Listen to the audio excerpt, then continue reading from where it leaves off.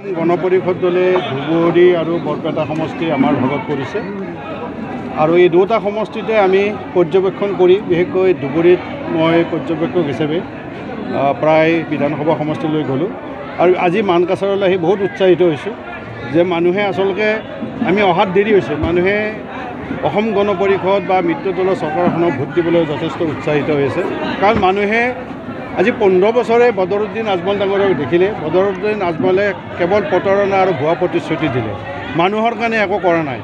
আৰু 16 চনৰ পৰা আমাৰ অসমত যিটো উন্নয়নৰ এক গতিশীল যাত্ৰা হৈছে এই গতিশীল যাত্ৰাটোত বদৰুদ্দিন আজমল হ'ল স্পীড ব্ৰেকাৰ তেওঁ এই যিটো গতিত আমাৰ উন্নয়ন আগবাঢ়িছে সেই উন্নয়নত তেওঁ ক'ত বাধা দিব পাৰে সেইটোৱে চেষ্টা কৰি আছে আজি 15 বছৰ আপোনালোকে চাওক 15 বছৰ অতি চমুকাল নহয় এই 15 বছৰ কালত বদৰুদ্দিন আজমল ডাঙৰীয়াই এই গোটেই ধুবুৰী লোকসভা সমষ্টিৰ এটা উল্লেখযোগ্য কাম কৰা নাই তেওঁ আজি ক'ব নোৱাৰে যে মোৰ কাৰ্যকালত এই 15 বছৰ কাৰ্যকালত এই কামটো হ'ল অথচ তাৰ বিপৰীতে আমাৰ এই চৰকাৰখনক ইয়াক প্ৰতিনিধি নপঠোৱাৰ পাছতো আমি আজি ব্ৰহ্মপুত্ৰত ধুবুৰীৰ লগত সংলগ্ন আজি দলঙৰ কাম আৰম্ভ হৈছে ধুবুৰীত আজি এখন মেডিকেল কলেজ আৰম্ভ হৈছে ইয়াত আজি জাভেদ থকাৰ সময়তে ইয়াত কোৰ্ট হৈছে ইয়াত তেজাৰী অফিচ হৈছে দলং হৈছে আজি জিলাখন ইয়াত হ'ল গতিকে ইয়াৰ উন্নয়নৰ ধাৰাটো অব্যাহত ৰাখিবলৈ মিত্ৰ দলক সমৰ্থন কৰাটো মানকাছাৰৰ মানুহৰ এক নৈতিক দায়িত্ব বুলি ভাবোঁ আৰু মই ভাবোঁ যে ইউডিএফ আৰু কংগ্ৰেছে মানুহখিনিৰ অনগ্ৰসৰতাৰ সুযোগ লৈ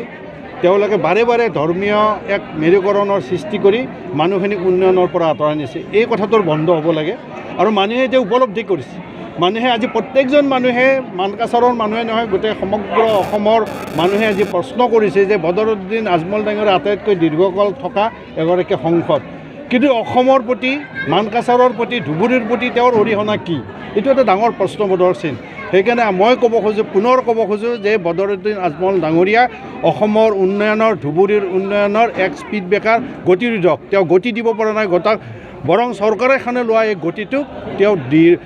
দৃঢ়ভাৱে বাধা দি আহিছে তেওঁ আপোনালোকে চাওক তেওঁৰ নিজৰ অগাধ সম্পত্তি আছে 15,000 কোটি টকাৰ তেওঁ মালিক কিন্তু তেওঁ থাকে শৰীৰ যেতিয়া তেওঁৰ বেয়া হয় তেওঁ 5 ষ্টাৰৰ লেখীয়া কোনোবা হস্পিটেলত ট্ৰিটমেণ্ট লয় অথচ আজিৰ এই নিৰক্ষৰ মানুহখিনিক আজিৰ যুগত প্ৰতাৰণা কৰিছে ভুৱা কথা কৈ পানী জাৰি মানুহৰ বেমাৰ ভাল হ'ব বুলি তেওঁ টিভিৰ কেমেৰা কৰিবৰ কাৰণে তেওঁ লাজ পোৱা নাই গতিকে এনেকুৱা ধৰণৰ এজন মানুহ যিজন মানুহে আজিৰ এই সভ্য যুগতো আজিৰ এই আধুনিক যুগতো মানুহক জৰা ফুকা মন্ত্ৰ পানীৰে তেওঁ বিপথে পৰিচালিত কৰিব খোজে মানুহৰ অনগ্ৰসৰতাৰ সুযোগ ল'ব খোজে গতিকে তেনেজন মানুহক ভুৱা আৰু প্ৰবঞ্চকৰ বাহিৰে বা প্ৰতাৰকৰ বাহিৰে অন্য আখ্যা দিব নোৱাৰে টিকেট চূড়ান্ত হৈছে নেকি নাই আমাৰ টিকেট আমাৰ যিহেতু সন্মানীয় প্ৰধানমন্ত্ৰী নৰেন্দ্ৰ মোদী ডাঙৰীয়া আহিছিলে তেওঁ আজি দিল্লীলৈ বেক কৰাৰ পিছত আমাৰ সভাপতি আৰু কাৰ্যকৰী সভাপতি ডাঙৰীয়া আজি গুৱাহাটীলৈ উভতি আহিব আৰু আমিও গুৱাহাটীলৈ উভতি যাম আৰু আমি আশা কৰোঁ যে আমাৰ সকলোৰে লগত আলোচনা কৰি আমাৰ ধুবুৰী আৰু বৰপেটা সমষ্টিৰ প্ৰাৰ্থী আজি নহ'লেও কালিৰ ভিতৰত তেওঁলোকে ঘোষণা কৰিব কংগ্ৰেছৰ সম্ভাৱ্য প্ৰাৰ্থী ৰখিব লৈছে কংগ্ৰেছৰ কোন প্ৰাৰ্থী হয় ইউডিএফৰ কোন প্ৰাৰ্থী হয় আমাৰ ক'বলগীয়া নাই কিন্তু এটা কথাই ক'বলগীয়া আছে যে কংগ্ৰেছে হওক ইউডিএফে হওক এজন স্থানীয় প্ৰাৰ্থী দিয়া তেওঁলোকৰ হিম্মত নাই শক্তি নাই আমি যাক দিম এই ধুবুৰী লোকসভা সমষ্টিৰ মাজৰ পৰা দিম কাৰণ তেওঁলোকে নিজৰ প্ৰাৰ্থী তেওঁলোকে ৰকিবুল হুছেইন ডাঙৰীয়া আহে তেওঁ নগাঁৱৰ পৰা আহিব বদৰুদ্দিন আজমল ডাঙৰীয়া নগাঁৱৰ হোজাৰ পৰা আহিব কিন্তু কিয় ধুবুৰীত ইউডিএফ কৰা মানুহ নাই নেকি ধুবুৰীত কংগ্ৰেছ কৰা মানুহ নাই নেকি অৰ্থাৎ তেওঁলোকে ধুবুৰীৰ প্ৰতি ইমানেই তেওঁলোকৰ নেগলেক্টেড মনোভাৱ যে ধুবুৰীত প্ৰতিনিধিত্ব কৰিব পাৰে এজন সংসদ থকা বুলিও তেওঁলোকে নাভাবে সেইকাৰণে তেওঁলোকে চালানী হৈ ইয়াত আহে গতিকে এইবাৰ যুদ্ধটো স্থানীয় আৰু চালানীৰ ভিতৰত হ'ব সেইকাৰণে আমি ভাবোঁ আমাক স্থানীয় প্ৰাৰ্থী লাগে আৰু অসম গণ পৰিষদ আৰু ভাৰতীয় জনতা পাৰ্টীৰ যি প্ৰাৰ্থী ইয়াত হ'ব মিত্ৰ দলৰ স্থানীয় প্ৰাৰ্থী হ'ব আপুনিও ভুগিছে নেকি গেছৰ সমস্যাত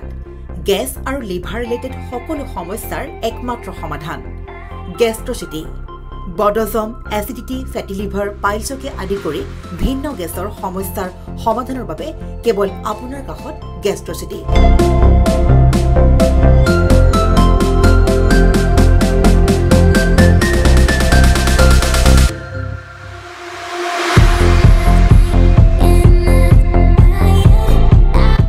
ভিজিট কৰক গেষ্ট্ৰচিটি গুৱাহাটী হাতীগাঁও চাৰিআলি যোগাযোগ নম্বৰ 7577999909